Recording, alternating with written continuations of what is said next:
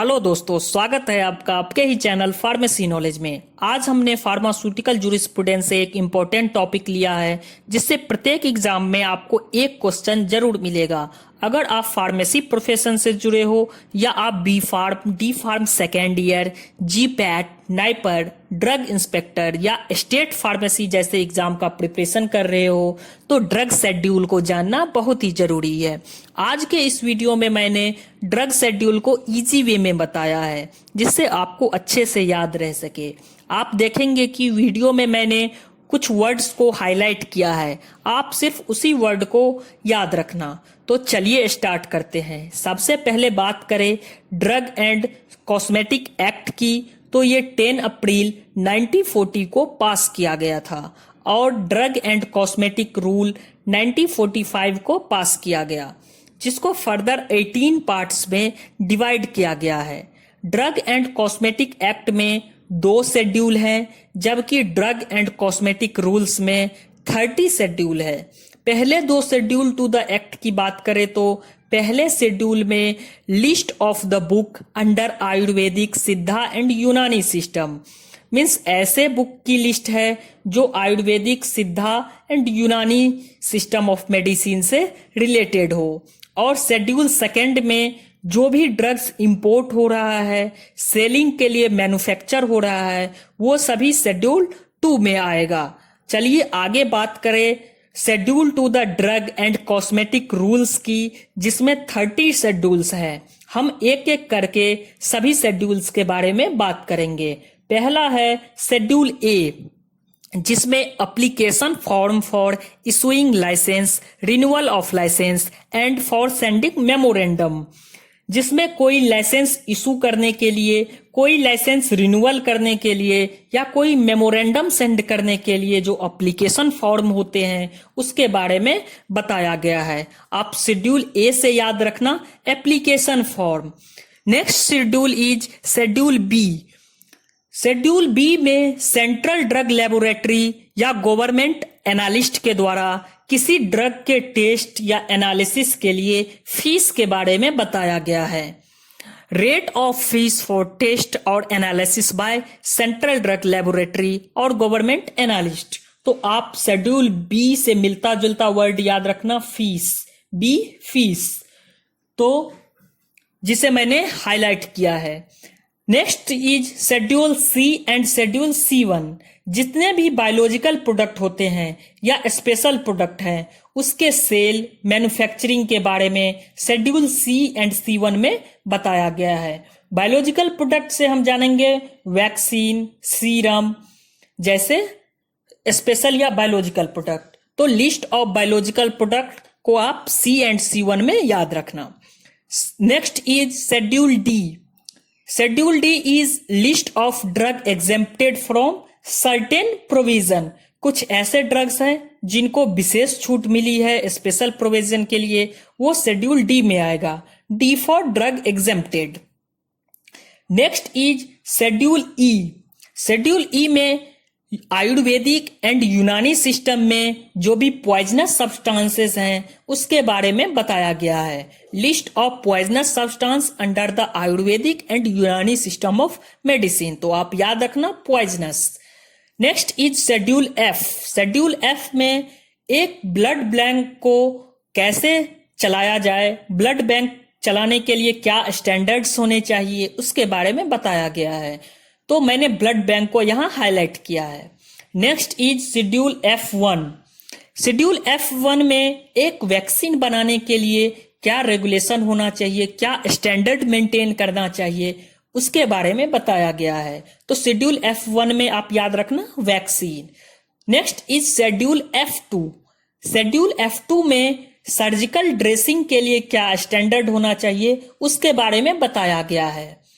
Next is schedule F3 which is standard for umbilical tips. आप सभी जानते हैं बच्चे के डिलीवरी होने के बाद उसके अम्बिलिकल कॉर्ड या नाभि को काटकर अम्बिलिकल टेप्स लगाया जाता है। तो शेड्यूल F3 में उसी अम्बिलिकल टिप्स के बारे में बताया गया है। Next is schedule double F.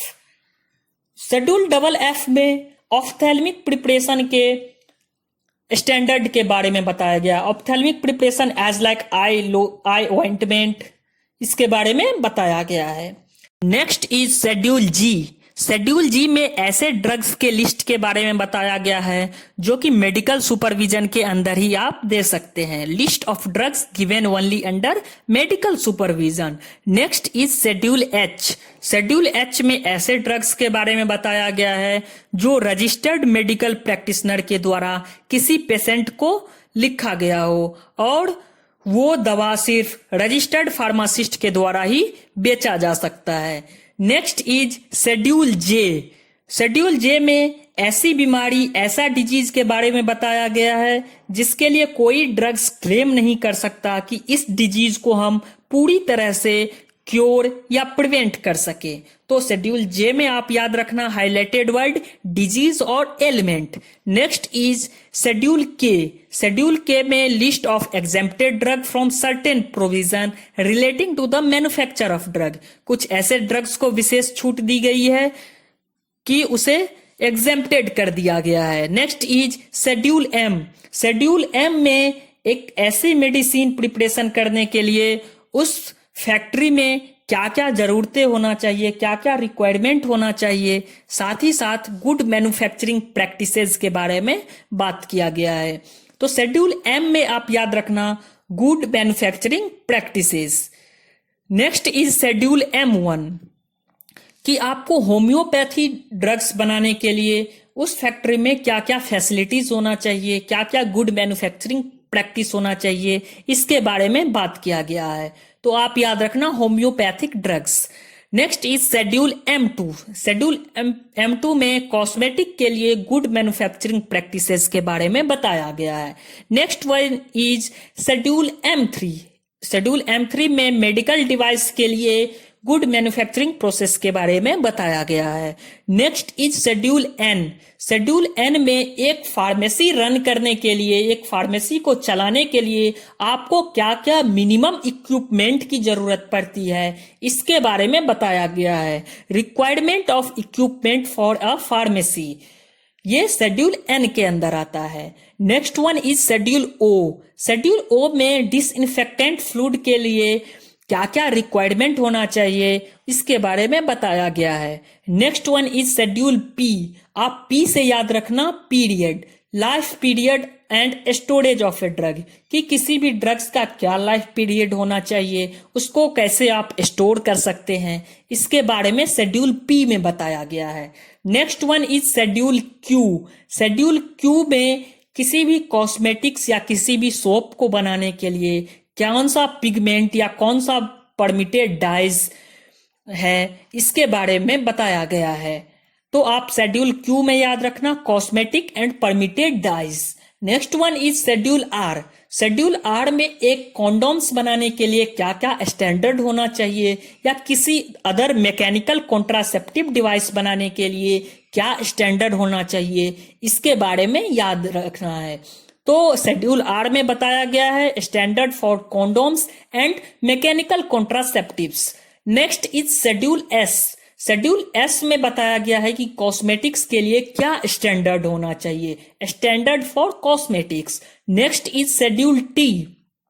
Schedule T में किसी भी आयुर्वेदिक, सिद्धा एंड यूनानी मेडिसिन बनाने के लिए उस फैक्ट्री में हाइजेनिक कंडीशन को कैसे मेंटेन रखे या उस फैक्ट्री में क्या क्या रिक्वायरमेंट होना चाहिए, क्या क्या फैसिलिटी होना चाहिए, उसे शेड्यूल टी में बताया गया है।